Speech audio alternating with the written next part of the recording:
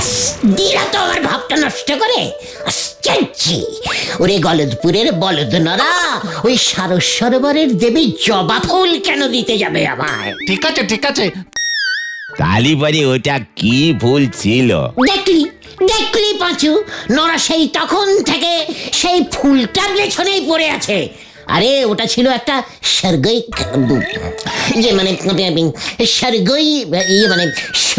ফুল।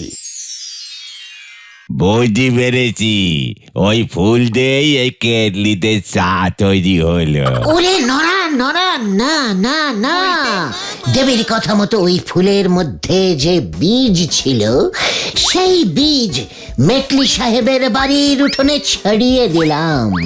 দুদিনের মধ্যে কচি কচি সবুজ সবুজ পাতাওয়ালা গাছ জন্মালো।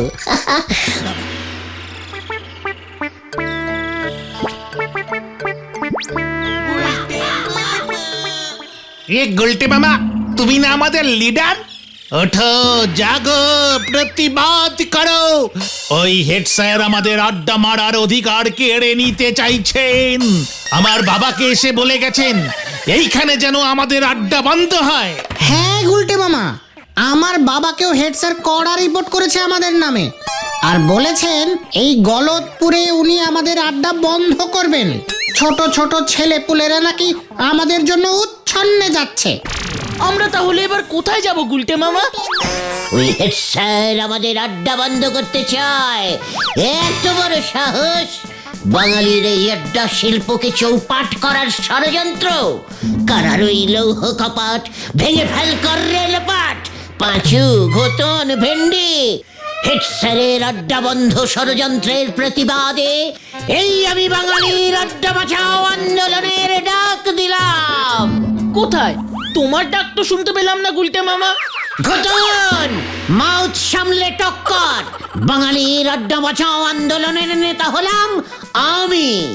দেখবি আমার ডাকে সাড়া দিয়ে দলে দলে লোক জড়ো হবে, একসঙ্গে চিৎকার করে স্লোগান দেবে, বাঙালির আড্ডা বন্ধ করা চলবে না, চলবে না।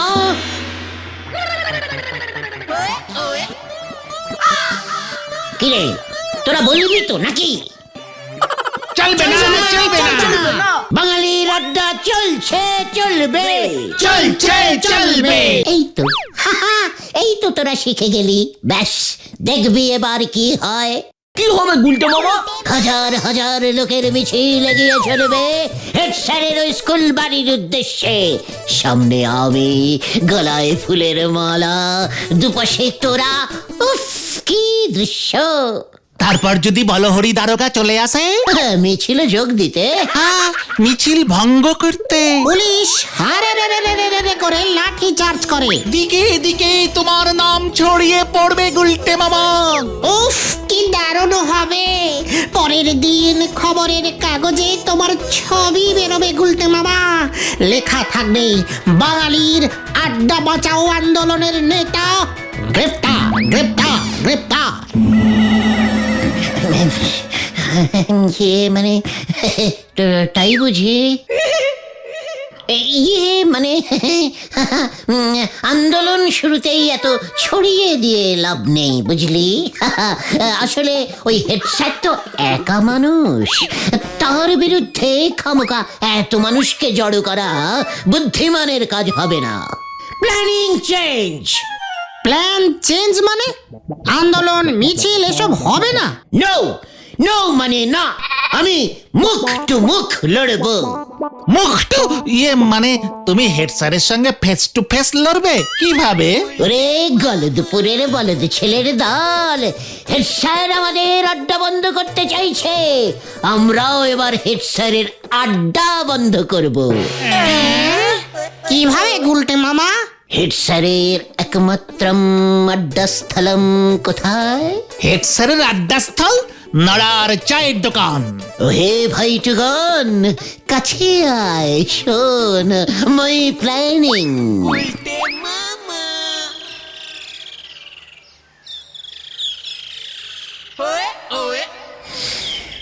নড়া, বেশ করকরে কড়া কয়েকটা চা দে তো। ওই এলো।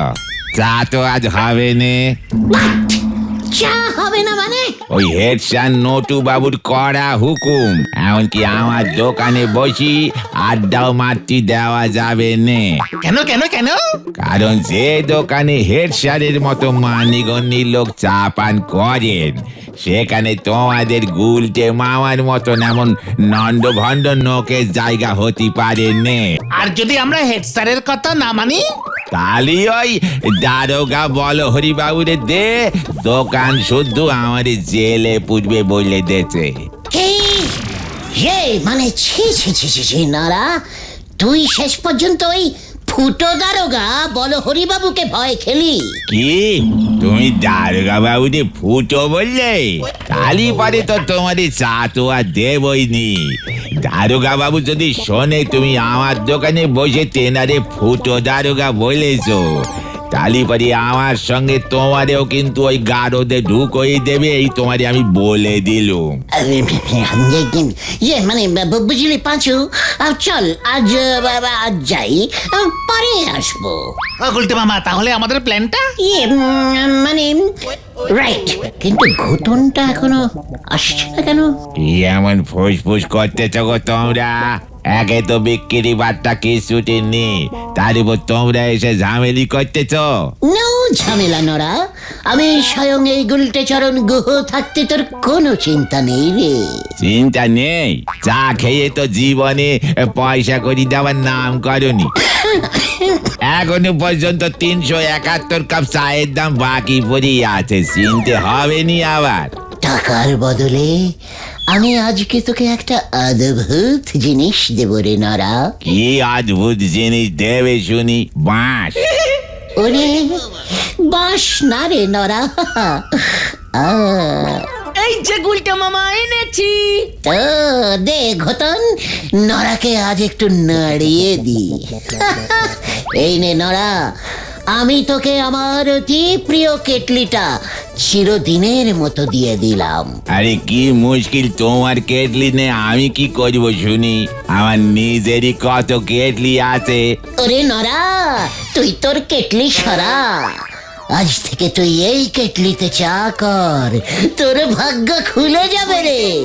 কেন, ওটা কি ভাগ্যবতী কেটলি? আরে দূর, না রে নরা না, এটা হলো মেটলি সাহেবের কেটলি। কেটলি সাহেবের মেটলি? এই কি বললে? মেটলি সাহেব সে আবার কে? দেখ দেখ দেখ পাঁচু, দেখ নরা মেটলি সাহেবকেই চেনে না। মেটলি সাহেবই তো প্রথম তার এই কেটলিতে চা বানিয়ে সমগ্র পৃথিবীকে একেবারে তাক লাগিয়ে দেয়। ও যে সর্বনাশ, এ কি বলতেছো গো তুমি গুলটে বাবু? তাই এই মেটলি সাহেবের কেটলি তুমি কোথায় পেলে গো? ওরে আমার পরম প্রিয় নরারে, এক সময় আমি যে অনেক বছর মেটলি সাহেবের অ্যাসিস্ট্যান্ট ছিলাম। চা আবিষ্কার করবার জন্য মেটলি সাহেব গবেষণা করেই চলেছেন বুঝলি। আর আমি সারাদিন ধরে ঘুরে ঘুরে বাসক পাতা, শাক পাতা, ঘাস পাতা, হেলেঞ্চা পাতা, ঘেটু পাতা, সজনে পাতা, সে কত রকম পাতা জোগাড় করে এনে মেটলি সাহেবকে দিতাম। মেটলি সাহেব ওই পাতাগুলো এই কেটলিতে দিয়ে জল দিয়ে ফুটিয়ে চা বানানোর চেষ্টা করতেন। কি ভীষণ চেষ্টা, কি ভীষণ চেষ্টা, কিন্তু কিছুতেই চা তৈরি হচ্ছে না। আরে গুলটা একটু সামলে দাও না ভাই। গুল নামে সমস্যাই ফুল। অবশেষে আমি একদিন ভোরবেলা যখন কেটলিতে জল ফুটিয়ে ফুটিয়ে ক্লান্ত হয়ে সারস সরোবরের ধারে ঠ্যাং চিতিয়ে শুয়েছিলাম, তখন ঘটল সেই অদ্ভুত ঘটনা। ভূত এসেছিল বুঝি? এই, এটা কে রে পাঁচু? আমি দেখলাম সারস সরোবরের মধ্যে থেকে উঠে এলেন এক দেবী। আমায় বললেন, শ্রীমান গুলটে, তুমি বুঝি জল ফুটিয়ে ফুটিয়ে ক্লান্ত? আমি দৌড়ে গিয়ে বললাম, হ্যাঁ দেবী, কি পাতা দিয়ে চা হবে বুঝতে পারছি না মা। অমনি উনি আমায় একটা সুন্দর ডিপ লাল রঙের একটা ফুল দিলেন। বলতেছি ওটা কি জবা ফুল? ব্যাস, দিলা তো আমার ভাবটা নষ্ট করে। আশ্চর্য! ওরে গলদপুরের বলদ নরা, ওই সারস সরোবরের দেবী জবা ফুল কেন দিতে যাবে আমায়? ঠিক আছে ঠিক আছে, তালি পরে ওটা কি ফুল ছিল? দেখলি দেখলি পাঁচু, নরা সেই তখন থেকে সেই ফুলটার পেছনেই পড়ে আছে। আরে ওটা ছিল একটা স্বর্গীয় যে মানে স্বর্গীয় মানে স্বর্গীয় ফুল। বুঝতে পেরেছি, ওই ফুল দিয়েই এই কেটলিতে চা তৈরি হলো। ওরে নরা নরা, না না না, দেবীর কথা মতো ওই ফুলের মধ্যে যে বীজ ছিল, সেই বীজ মেটলি সাহেবের বাড়ির উঠোনে ছড়িয়ে দিলাম। দুদিনের মধ্যে কচি কচি সবুজ সবুজ পাতাওয়ালা গাছ জন্মালো। অবাক কাণ্ড, 7 দিনের মধ্যে উঠোন ভর্তি ওই গাছের বাগান হয়ে গেল বুঝলি। তারপর ওই গাছের পাতা দিয়ে ওই এই কেটলিতে ফেলে দুধ জল চিনি দিয়ে ভালো করে ফুটিয়ে কাপে ঢালতেই কি সুন্দর গন্ধ বেরোলো, তৈরি হয়ে গেল চা। আর বসতে পারছি না রে, আমি এখন যাই, পরে এসে পয়সা দেবো। যাক কেলো, উনি তো তোমার গপ্প শুনেই আমার চায়ের দাম না দিয়ে চলে গেলেন। তাই কেটলি দিয়ে আমার কি লাভ হবে শুনি? ওরে গলদপুরের বলদ নড়া, যে কেটলিতে দেবীর আশীর্বাদ ধন্য পাতা দিয়ে চা তৈরি হয়েছে, অটোমেটিক কেটলিটাতেও দেবীর আশীর্বাদ লেগে রয়েছে রে পাগলা। সেই থেকে ওই কেটলিতে চা তৈরি করলে আর চা পাতাই লাগে না। শুধু জল দিয়ে ফুটলেই ফুরফুর করে চা বেরিয়ে আসে। মা গো মা, এ কি বলতেছো গো গুলটে বাবু? চা পাতা ছাড়া চা? হ্যাঁ, তাহলে আর বলছি কি, স্বয়ং ওই দেবীর আশীর্বাদ বুঝলি। ওই চা পাতার এত গুণ এই কেটলিতে ফুটেছে, তার স্বাদ গন্ধ এখনো যায়নি, নতুন করে আর চা পাতা দিতেই হচ্ছে না। মেটলি সাহেব তো তাই এত চা খেয়েছে, চা খেতে খেতেই পাটল তুলেছে। তারপর থেকেই এই কেটলি আমার কাছেই ছিল। আজ থেকে তোকে আমি দিলাম এই কেটলি। বলতেছো কি এই কেটলি আমার? আলবাত ইয়েস। তার মানে এখন থেকে চা পাতা ছাড়াই চা হবে? আমার তো খরচা কমে গেল গো। তোর হাতে এই কেটলির প্রথম চা হেড স্যারকেই খাওয়াস নরা, এটাই মেটলি সাহেবের শেষ ইচ্ছা ছিল রে, মনে থাকে যেন। চল রে পাঁচু, ঘোতন, ভেন্ডি, বিকেলে এসে রিপোর্টটা নিয়ে যাব।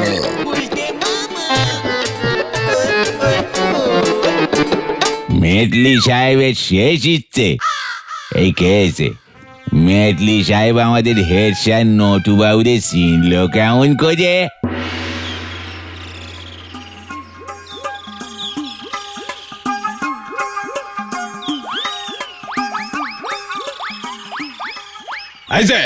আচ্ছা তুই আমাদের নড়ার ছেলে না? বল দেখি আমাদের রাজ্যে কোথায় চা পাওয়া যায়?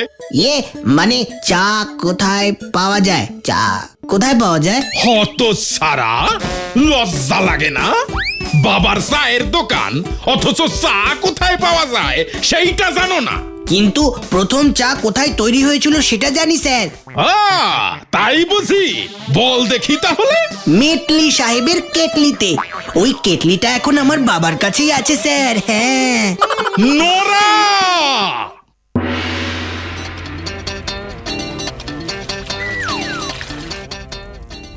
মাথাটা ঠান্ডা করে একটু বসেন দেখি স্যার। এত মাথা গরম করলি কি চলে? জলটারি আগে গরম হতে দেন। কি? মেটলি সাহেবের কেটলি? আর এই কেটলি দিয়েছে তোরে ওই গুলটে? ওই গুলটের ফাঁদে তুই পড়েছিস নড়া, এই তোকে আমি বলে দিলাম। আরে বাবু, আগে এই মেটলি সাহেবের কেটলিটার উদ্বোধনটা করতে দিন না, তাহলেই পরে সব বুঝতে পারবে।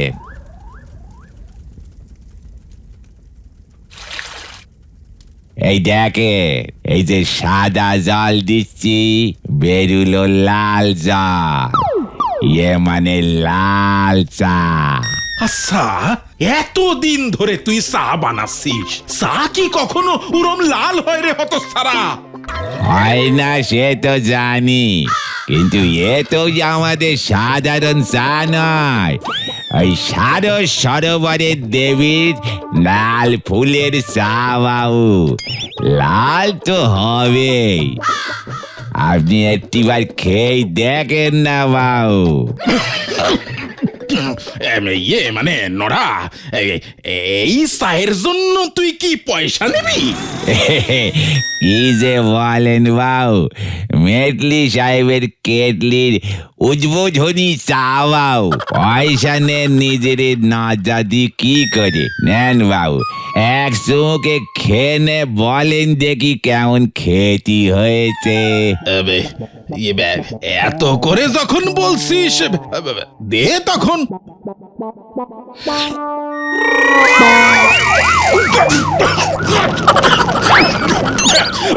ওরে নড়া রে, ওরে নড়া, জল দে, জল জল জল। কি ঝাল, কি ঝাল, কি ঝাল, ওরে বাবারে, ওরে বাবারে, গুলটারা ছাড়বো না আমি। এই আমি পুকুরে নামবো। পুকুর কোথায়, পুকুর কোথায়? আমি পুকুরে নামবো। যা কেটলি দে ঝাল চা বেরুলো।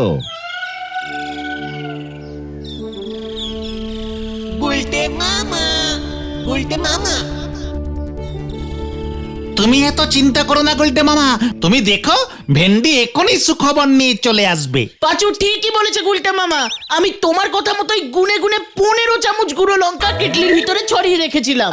নারাদা যদি ঢাকনা খুলে কেটলির ভিতরটা দেখে, তাহলেই তো আমাদের প্ল্যানিংটা ধরে ফেলবে। সেটাই কি চিন্তা করছো তুমি গুলটে মামা? সে চিন্তা অল্প অল্প আমার যে হচ্ছে না তা নয়, তবে নড়া তো গলদপুরের বড় বলদ, তাই ওসব চিন্তা মাথা থেকে বের করে দে পাঁচু। সব কাজেই অল্প বিস্তার ঝুঁকি থাকে, এটা ভুলে যাস না। বেশি ঝুঁকি নিতে গিয়ে আবার আমরা নিজেরাই ঝেঁকে না যাই গুলটে মামা। গুলটে মামা, কেক গন্ডগোল হয়ে গেছে। কেন কেন, কি হয়েছে? তোমার ওই ঝাল চা খেয়ে হেড স্যারের মাথায় আগুন ধরে গেছে। পুকুরে নাকি 50-60 বার ডুব দিয়েছে।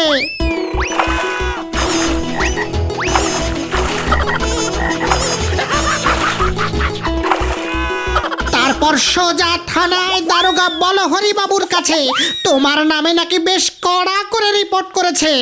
দারোগা বাবু তোমাকে ধরতে আসবে। কি সব তোকে কে বললো? বাবা থানায় গিয়েছিল, তখন শুনেছি। এবার কি হবে? ঘটনা, তোকে এতখানি লঙ্কা গুঁড়ো কে দিতে বলেছিল? আমি তো তোর আমি কিন্তু তোর নাম বলে দেব। তুমি এত ভয় খেও না গুলটে মামা, দারোগা বলহরি বাবু আজকে চুরির খবর পেলে আগামীকাল চোর ধরতে বের হয়, তাই চিন্তা নেই। তোমাকে ধরতে আসতে ওর এখনো ঢের দেরি, তার মধ্যে তুমি একটা প্ল্যান বের করে ফেলো। এসব কি বলছিস পাঁচু? আমাকে ধরতে আসবে মানে? লিডারের বিপদে তোর এমন ন্যাজ গুটিয়ে ভাগার কথা বলছিস কেন রে ভাইটুগন?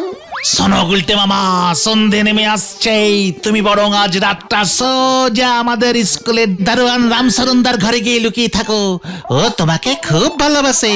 এইটা একদম ঠিক বলেছিস পাঁচু, জয় রামশরণের জয়। হেড স্যার যে সোজা থানায় চলে যাবে সে হিসেবটাই কষিনি রে। তবে আমি ডাইরেক্ট স্কুল যাব না, আগে ভালো করে সন্ধে নামুক, তারপর রাতের অন্ধকারে টুক করে স্কুলে ঢুকে যাব। ততক্ষণ আমি এখানেই থাকবো, তোরা আমাকে পাহারা দিবি। গুরুকে বাঁচানোর গুরু দায়িত্ব তোদেরই নিতে হবে, এটাই আমার হুকুম। রাম শরণদা তো আমাদের দেখলেই খেপে যাবে, কম তো জ্বালায়নি ওকে। না হলে আমরাও তোমার সঙ্গে যেতাম গুলটে মামা। থাক, আমার জ্বালাতে আমি একাই ফুঁ দেব।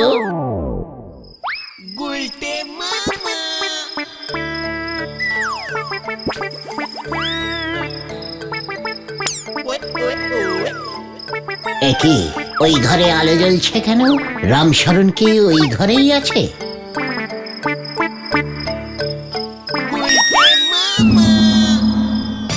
একই কি দেখছি আমি? ওরে বাবা, হ্যাঁ আমি 5 গুনবো, তার মধ্যে লকারের চাবি চাই, নয়তো গুলি মেরে মাথার খুলি উড়িয়ে দেবো। হা হা হা। 1 দিস ইজ মক্ষম সুযোগ। হেড স্যার ইন বিপদ, ওকে বাঁচাবো আমি, তাহলেই আমি বাঁচবো। 3 4 5 স্যার আমি এসে গিয়া। হ্যালো হুয়া হি হি হুয়া ফাকি খাও হুয়া কিং কেম জিং ওয়া। স্যার নো চিন্তা, ডো ফুটি, আমি থাকতে আপনাকে কেউ কিচ্ছু করতে পারবে না। ইয়াহু!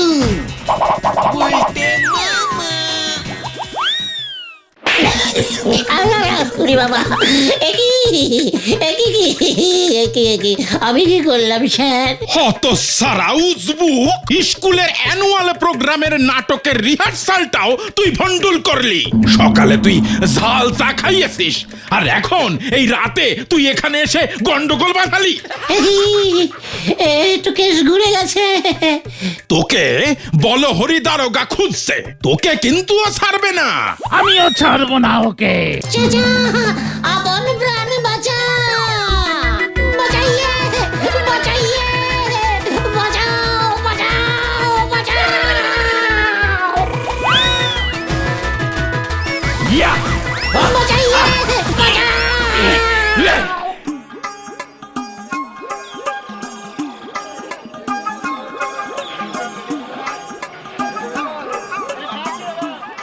গুলটে মামা, এই দেখো তোমার মেটলি সাহেবের কেটলি নারাদা ফেরত দিয়ে দিয়েছে। কিন্তু হেড স্যারের ঝাল তো এখনো কমেনি রে ভাইটু। না গো, কমেছে। শুনলাম বলহরি দারোগাকে তোমার নামে যে নালিশ করেছিলেন, হেড স্যার সেই নালিশ ফিরিয়ে নিয়েছেন। এমনিতেই ওই লোকটার কাছে তুমি যা ধোলানি খেয়েছো সেটাই নাকি যথেষ্ট। মাউথ সামলে টক করে পাঁচু।